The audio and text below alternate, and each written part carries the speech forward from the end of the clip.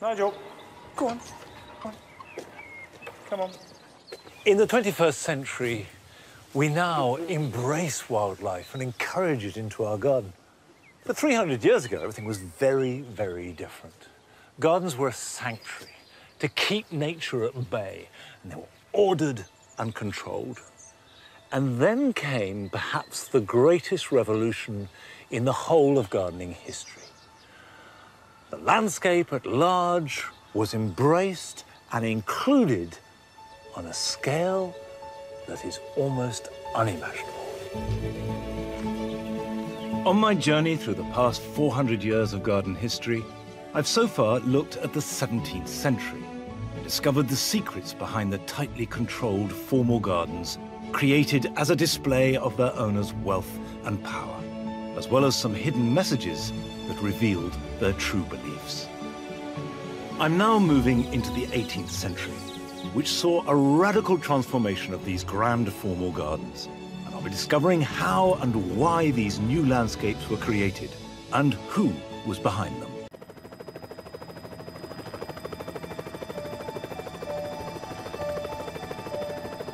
At the beginning of the 18th century, British gardens were still locked in a mindset, exemplified by Dutch formality of controlling nature. Everything was straight lines, canals, clipped trees, avenues, just to show that man was in charge, and all the natural world was seen as potentially wild and unruly. And then in a generation, all this was transformed, and the landscape was allowed in. And the first garden to show this in its entirety was Croom Court, the very first commission made by Lancelot Capability Brown. And what is extraordinary, looking from above, is you can see how that Brown, with only the resources of 1750, was able to see the landscape as it would become. He diverted water, created a river, or at least it's a lake that looks like a river, planted these rings of trees that would become clumps beyond his lifetime, beyond the lifetime of his children. And then these eye catchers, the church over there, and the marvellous orangery. All this incredibly skillfully coordinated from the ground, so it appeared completely natural, but actually took as much skill and as artifice as the most tightly controlled formal garden. In the mid-18th century, Croom Court, set within a 17,000-acre estate in Worcestershire, was the seat of the 6th Earl of Coventry. He was a young man who wanted a house and garden that would be in the most modern design, as well as displaying his wealth and status. Now this is the way to go and see gardens. To create the Earl's new garden meant undertaking radical changes. And to learn about some of this, I'm meeting the local archaeologist Dennis Williams, who's making a geophysical survey to get a detailed picture of these changes made to Croom in the second half of the 18th century. We've chosen this particular spot because we have some map-based and documentary evidence that the parish church for Croom Dabertow was once situated here. And then in the late 1750s, as the Earl of Coventry was having the house and the landscape part remodelled, the church was demolished and the new church up on the hill was built. What date is this picture? That one, the date is unclear, but it's thought to have been about 1750s. That's the gatehouse? That is the gatehouse, yes. With the church? Yes. And there's the church. So Brown demolished all this to make his park? As well as the church foundations, presumably the graveyard here? We believe that the tombs of the earls were moved to the new church when that was consecrated in 1763. So the Coventry family were all taken up, lock, stock and barrel up there? Well, certainly the earls. We don't know whether the countesses were all moved. That's something we're very uncertain about. They wouldn't have moved the countesses, you say? Not necessarily. One would have thought so, but the documentary evidence is not clearly there to state that that were the case. You realise there was a kind of ruthlessness about making this garden and other landscape gardens, because a parish church, You know, this is something that had been there for hundreds of years, razed to the ground to make way for grass. To the modern sensibility, that's appalling vandalism. But it was the brave new world. It was the way ahead. Out with the old, in with the landscape.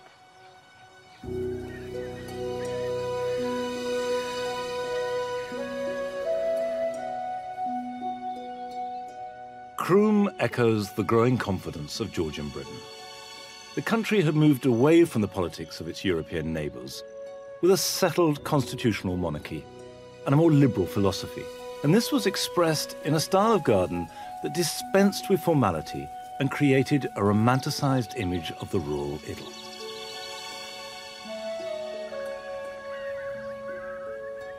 So what we see in these landscapes are a series of carefully manipulated, idealised views of the countryside as the wealthy, educated 18th century nobility wished to portray it. I want to find out how Lord Coventry and Browne, although from very different backgrounds, both young, energetic men, created this new vision here at Croom. So I'm meeting the estate manager, Michael Forster Smith, to look at Browne's original plans. Aha. Look at this. It's fantastic, isn't it? What date is this? The plan was originally drawn up in 1763, and it charts the position of every single one of Browne's newly planted trees set out across this new landscape at Croom. And the thing which is very clear is, you know, this thick planting. That's right, and this distant belt of trees almost gives the appearance that there's a vast native woodland that stretches out beyond. And of course, that's an illusion, but the shelter belt makes it seem so. So this obviously is the famous picture of Browne. Yeah. My reading of Browne is that it's just practicality, a very English thing. How do we make this work? An engineer. Yeah, work, completely, completely so. An engineer, and in the process, an artist, I guess. Yeah. Although I bet he never saw himself like that. No. Browne was the great landscape improver. Not only did he make your land more beautiful, but it was much more economic to run. Gone were the fussy and tightly clipped box and yew hedges that required intensive labour, and the sheep did the work for you. It was more productive. And in fact, in the 18th century, great beauty and productivity were seen as being the same thing. And there's one letter from Lord Coventry, and he talks of creating a utopia. And he doesn't just mean in terms of how this is going to look. You know, these are grand ambitions. Browne and Coventry's vision for Croom was extraordinary and radical, but it wasn't wholly original. There's much more to see and discover about Croom, and about how Browne, and hence the whole landscape movement, worked. But to explore its origins, I want to visit a garden designed by a man who Browne had previously worked under at Stowe, and who really pioneered the revolutionary new concept of the landscape garden. The garden I want to take you to is Rousham. It was made only about a dozen years before Croom started, but really is the door through which Croom, and I believe all Lancelot Browne's work, passed.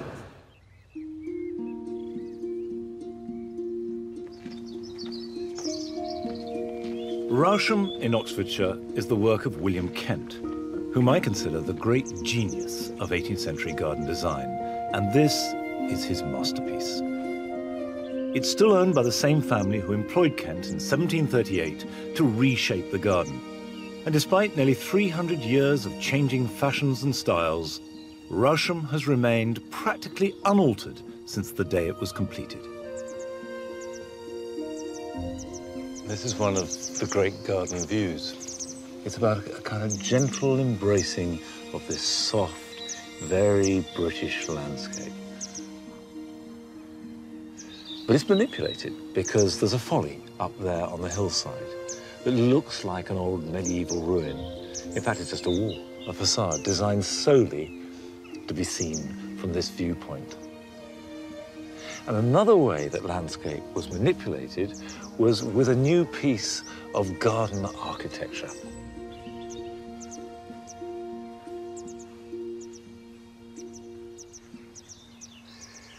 The ha-ha is a beautifully simple and effective device. It's a wall designed to keep stock out.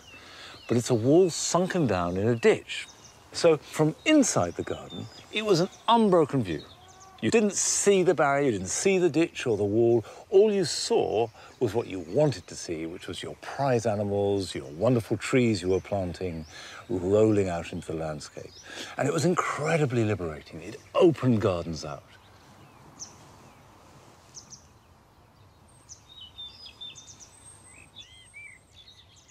From the road, you look up to the house, and there's this enormous, impressive, great avenue of grass. In fact, most of it is just a steep slope, made to look as though it's much bigger than it is. But once the scene is set, then to go into the garden proper, there are a number of different routes, and this is very typical. None of them are grand. It almost doesn't quite look like you're in the right place, and there's said to be something like 1,000 different routes around it. So, let's go this way. You see, this really doesn't feel like the entrance to one of the greatest gardens in the world, does it?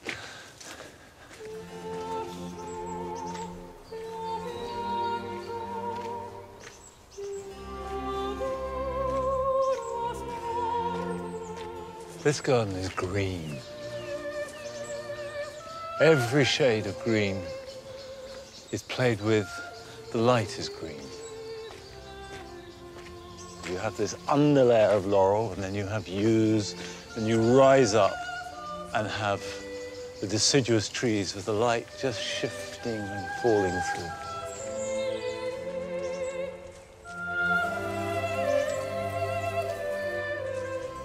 Then everywhere at Rawsham, there are scenes that are revealed. You come out and you find yourself in a setting.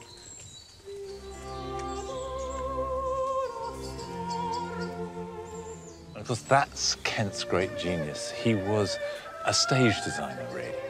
And you become the actor. You perform on it. And of course, what that does is make the garden work entirely in a personal way for you. Every time is a fresh performance. So instead of looking on and admiring it like you do in so many gardens, you breathe life into it. And that's magic. That really is special.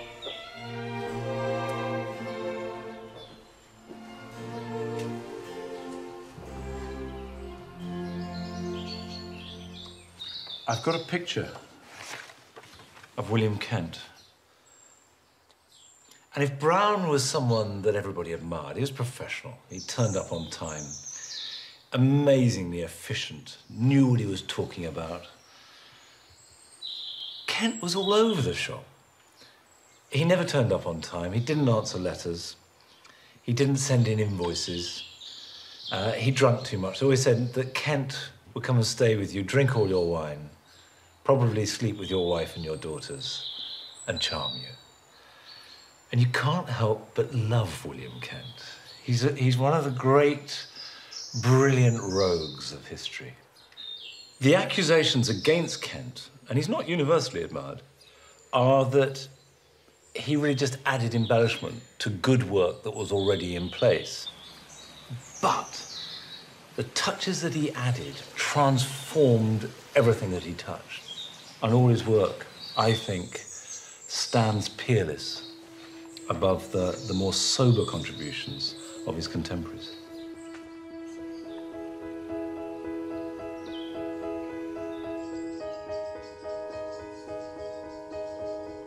William Kent was heavily influenced by a stay of 10 years in Italy, where he studied and trained as a painter and absorbed every facet of art, architecture, and decoration. And although he was the son of a humble joiner from Bridlington, this was the heyday of the Grand Tour, when aristocratic young men would set off in a kind of glorified gap year to absorb European art and culture. So from about 1730, as these aristocrats returned home and took over their country seats, British gardens gradually began to reject the existing Dutch formality and replace it with these classical influences. Rawsham brilliantly displays how Kent included the landscape to make an idealized image of the English countryside. Brown was a pupil of Kent's, and as I return to Croom, I can see just how much he was influenced by him. But he took Kent's ideas a step further, to create gardens that didn't just use the natural landscape as part of the design, but embraced it for as far as the eye could see. Of course, Brown was a genius at manipulating the landscape and creating this harmonious whole. But his real contribution that was unique was the park. Until Brown, the park was still really the remnants of a medieval deer park, an area that was fenced off, that deer were kept in, that you hunted. But Brown took that idea and brought it to the walls of the house. Now, Kent had included it, but it was at a distance, it was a view. And Brown brings it without halt, and then filled it with elegant trees, so that the space became managed and gardened. This is a garden as much as anything else. But of course, it appears completely relaxed and natural, and critically, grand. Of course, Brown knew that as well as being beautiful, the wildflower meadow also provided valuable hay. But cutting this great sea of grass had to be all done by hand, using a scythe, and this was hard and extremely skillful work. Although I've often... Keep the heel down. That's a lot better.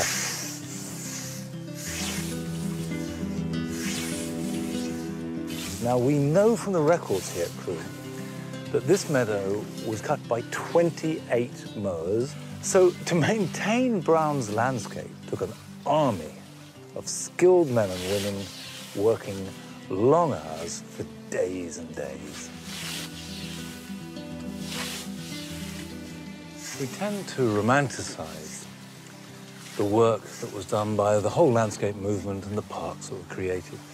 But behind a lot of them lay enclosures. Now, enclosures were acts of parliament which enabled a landowner to take land that had otherwise been common and literally enclose it, hedge it off, and use it for themselves.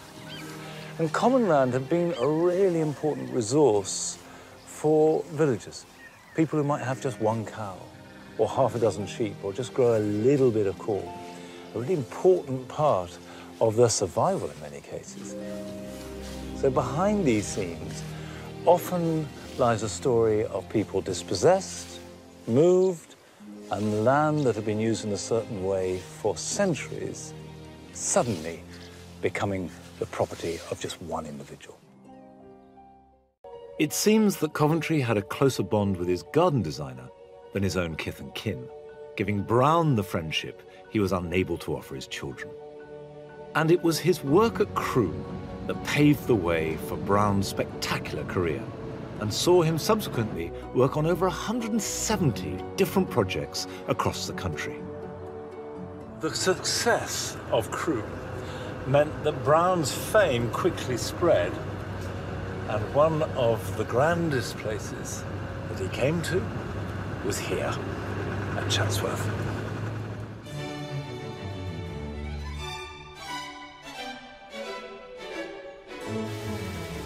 Chatsworth in Derbyshire has been the seat of the Devonshire family for 6 centuries, and for nearly all that period at the forefront of style and fashion, displaying wealth, power, and grandeur.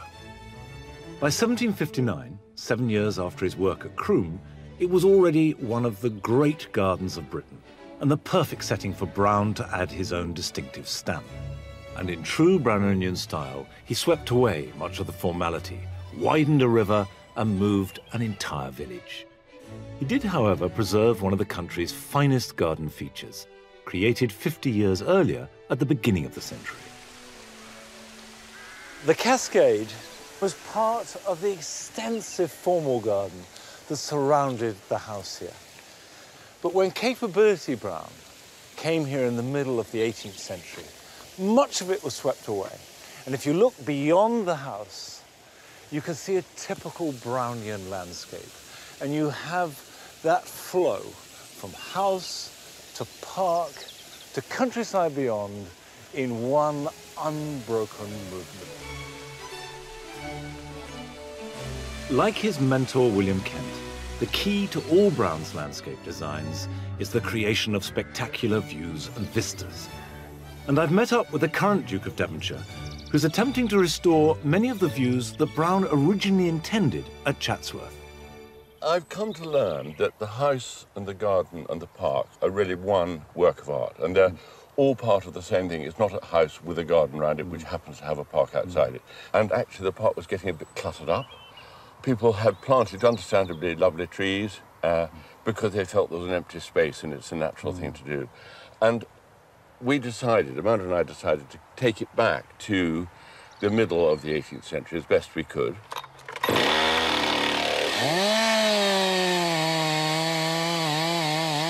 Today, the Duke is having an oak tree cut down to reveal a long-lost view.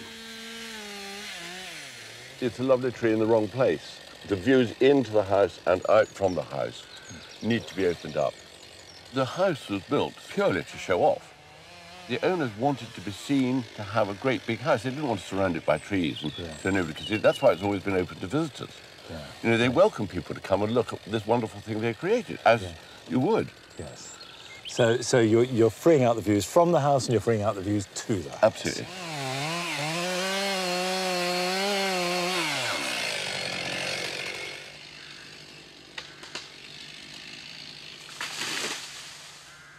There you go. Do you see what I mean? Absolutely. It completely transforms it. I think this is so important, this landscape, and the house and garden and park being one. Land art, really. It's dramatic. It is dramatic. Yeah. It is dramatic.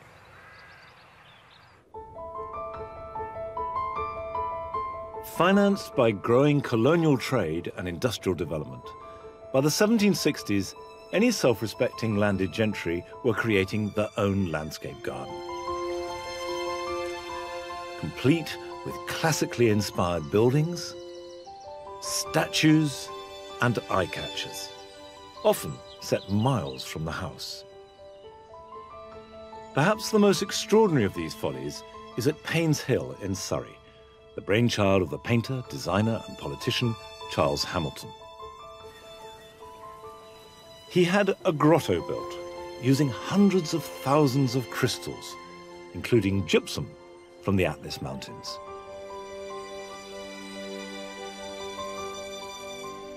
Hamilton had been inspired by his own grand tour to Italy, where the ornate grottos were a key feature of every Renaissance garden.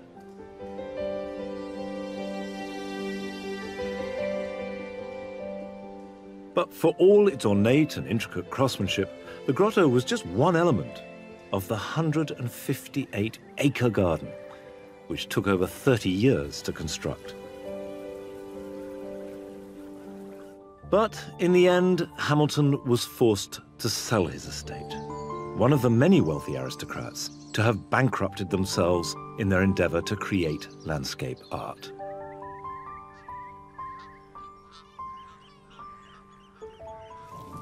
The sheer scale of maintaining these vast gardens meant that in time, many were turned back to farmland. And this is what happened to Brown's garden at Croom Court, until the National Trust came to the rescue in 1997. And overseeing its restoration is the head gardener, Catherine Ulker. I guess running a garden like this is a very different matter to running a more conventionally formal garden. Well, there's probably some similarities, but also quite a few differences. So this naturalistic style of gardening, you could argue, is even harder to attain. Now, why is that? Why is that? Because you're battling against nature constantly. Croom was originally called Segimia, and it was a marsh. And that marsh is constantly trying to return, and on a day like today, it's probably partly achieving that. The Earl of Coventry once described his estate as the most hopeless spot in all the land. Brown's answer was to create a network of underground drainage culverts that channeled water from the sodden ground into a 1.5 mile long lake he designed to look like a curving river. However, this meant massive earthworks, all of course dug by hand. But Brown did have a clever way of easing the workload.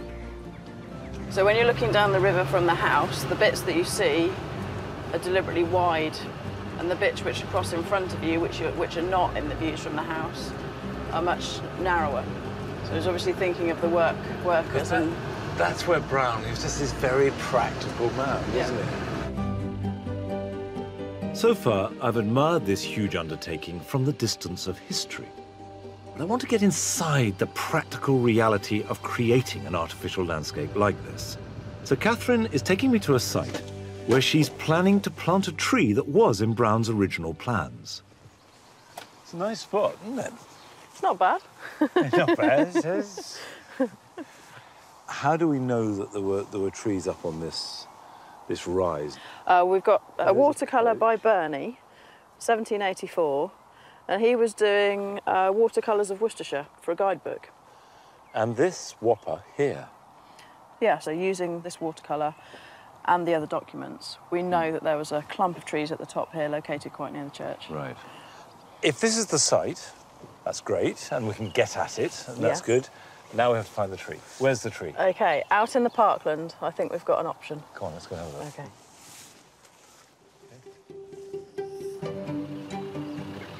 Most of the trees here would have been planted from seed or as saplings. But Brown was well known for planting mature trees for a spectacular instant effect.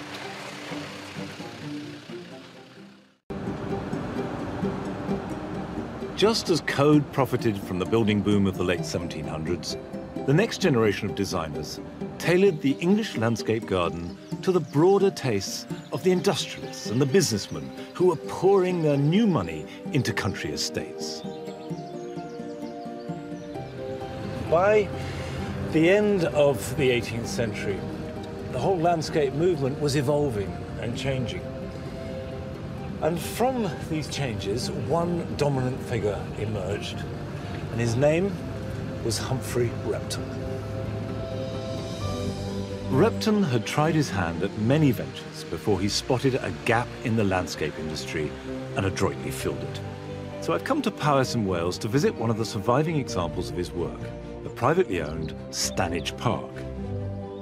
And although Repton didn't have the sublime artistry of William Kent, or the innate practicality of Capability Brown, his great talent was recognizing the demands of a new clientele and brilliantly marketing his designs to them. Hello. Good morning, Lottie. How are you? I'm very well. Nice to come Jonathan Coltman Rogers' ancestor, Charles Rogers, was among the hundreds of wealthy aristocrats who commissioned Repton, and each was presented with what became his famous trademark, a red book. There it is in pride of place. Bright red. Yeah. Brilliantly written, considering he was supposed to have written these in a carriage on the way home. Beautiful. It's very rare to find one of these books still in the house and garden that Repton designed. Humphrey Repton, and there's a picture of him here, was a self-made landscape designer, which was a term he coined. He had tried and not done very well in trade. In his 30s, applied himself to the study of plants and of design and set up in business. And quite systematically marketed his services. Unlike Brown, who would oversee the creation of almost every aspect of his designs, Repton simply offered his clients clear instructions and plans in their red book, and then they could execute them when and how they pleased. He also devised a clever trick to show what his plans would look like. He did these pretty little drawings of the site as it was, but you lift up a flap, and that is what he's proposing. So immediately you could see the change. And here, the house across, lift that up, and there's a lake and the new house, and the cattle and the deer grazing. The other aspect of these red books, which was new and fascinating, was that it was geared as much to the women of the household as to the men. The men would still be paying for it, but the women would pay a very important part of it. So there's an awful lot of reference to domesticity, to flowers, to convenience. The watercolors are pretty, and the changes are delightful. And that's a much more feminine approach. And what I love is the three following principles: economy, convenience, and a certain degree of magnificence. It is perfectly pitching it absolutely right. Everybody wants to save money. Increasingly, people wanted to be able to live with a degree of comfort, but everybody always wants a certain degree of magnificence. Repton's success lay in his ability to appeal to a growing landed gentry. By the late 18th century, wanted a little less of the landscape and a little more of the garden. Capability Brown had parkland coming right up to the house, almost like a sea lapping at the door. What Repton did was hold the park at bay and established a kind of base relating to the house. So the house sat on a level area of gardens with straight lines, lawns, paths, and then the park would be approached. And you can see here that the wall is visible. It's not a ha-ha. There are markers, there's mown grass, there's a real delineation between garden and park.